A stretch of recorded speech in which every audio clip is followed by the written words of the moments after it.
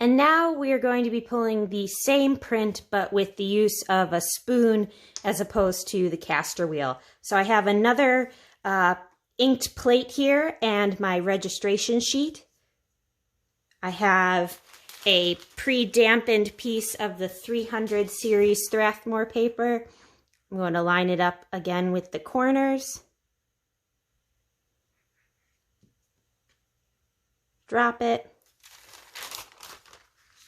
Put my piece of parchment paper over the surface, and this is particularly important with the spoon because things tend to really shift around, and now you won't be moving your sheet of paper on your print, but you'll be moving this piece of parchment around instead.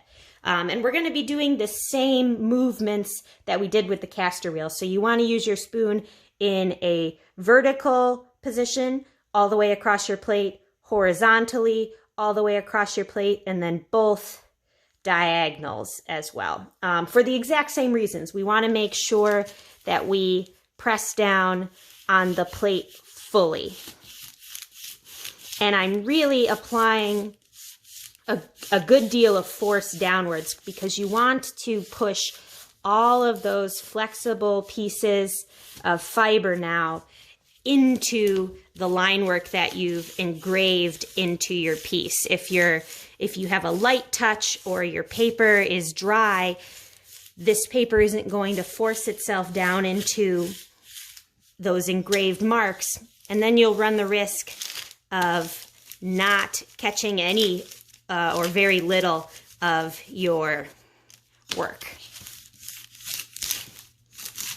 You can see how this piece of parchment paper is shifting, but the paper that is attached to the print itself is not moving in relationship to the plate.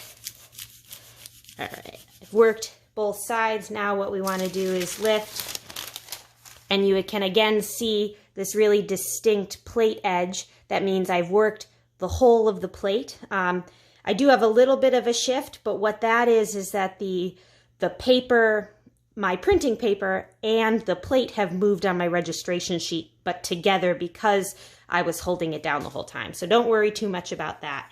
I don't see multiple plate edges, which means my plate hasn't moved in relationship to this more important piece of paper. And so then here we have the same print, but printed with the use of a spoon instead. So we have here, which I will label as spoon, wooden, and then this being the same print, but with the caster wheel. So both are very well printed using the 300 series paper. The 400 series is thicker, so it needs a little more force. The caster wheel may be a better choice if you're using that thicker paper, just because you can have a bit more force down, but experiment with both. But overall, both of these give all of the details of my carve marks and are equally well printed.